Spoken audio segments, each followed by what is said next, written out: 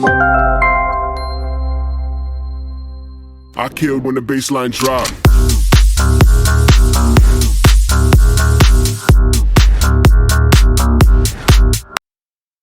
فرودگاه بین المللی ال پاسو، تگزاس، ایالات متحده آمریکا.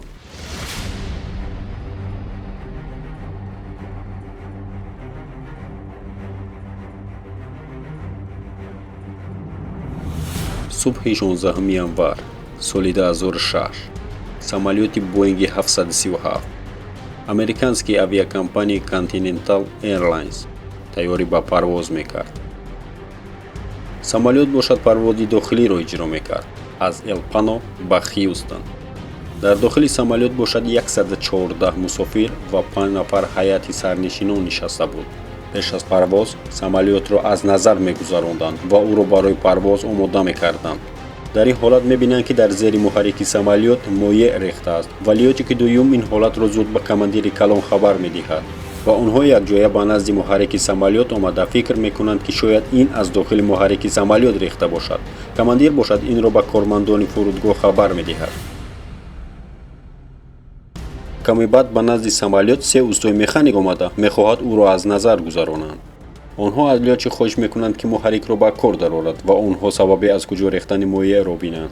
яке механикҳо аз дохили самолет ва дигаре аз берун, сеюмин бошад аз рӯбарӯи муҳаррик меистад. муҳаррикро дар мегиронанд ва халастои кор кардан мегирад муддати 3 дақиқа. дар ин ҳолат онҳо аввалин санҷишро мекунанд. яке аз онҳо ба назди командир рафта мегӯяд ки ҳаракати муҳаррикро то 70% зиёд кунад то ин ки онҳо пурра тафтиш кунанд. баъди камтар аз 1 дақиқа онҳо ҳис мекунанд ки муҳаррик ба такон хӯрдан шурӯъ мекунад ва дар ҷояш аз кор мемонад. лётчик як бори дигар ӯро халастой ба кор даровард. механик бошад ҳис кард ки чизе дар дохили муҳаррик аст.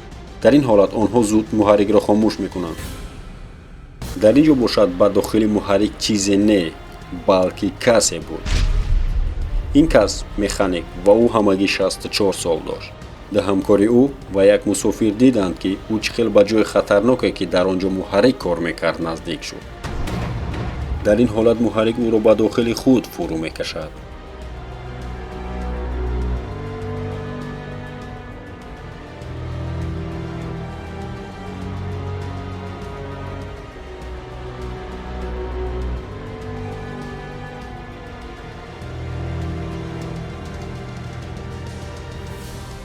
кормандои шӯрои миллии амниятӣ тафтишот гузаронда ҳодисаро ҳуҷҷатгузорӣ карда якчанд аксҳои онро мегиранд.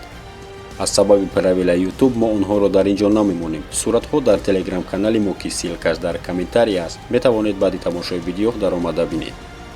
баъди даромадан ба дохили муҳаррик механик ба пораҳо тақсим шуда ва ба чанд метр дур пош мехӯрад.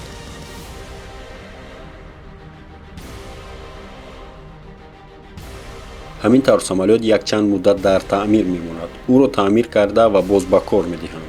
соли 2011 бошад самолетро дигар компания мегирад бо номи United Airlines. ҳамин тавр самолет дар ин компания 3 сол хизмат мекунад. баъдан самолетро соли 2014 компанияи шахсӣ бо номи нигерская авиакомпания Air Peas гирифта рақамашро тағйир дода ва рангашро дигар мекунад ва ба истифода дода мешавад. дӯстони азиз, ба ҳамин монанд бисёр аз ҳодисаҳое ки шуморо метавонад ба тааҷҷуб орад. оё шумо дар бораи ҳамин гуна видеоҳо чӣ фикр доред? мехоҳед ки мо боз як ҳодисаеро пешкашатон кунем ки дар ҳудуди Россия рух додааст ба монанди ҳамин? агар ҳо, пас ба канал обуна шавед ва видеоҳои ояндаро интизор шавед. хайр, то видеоҳои оянда.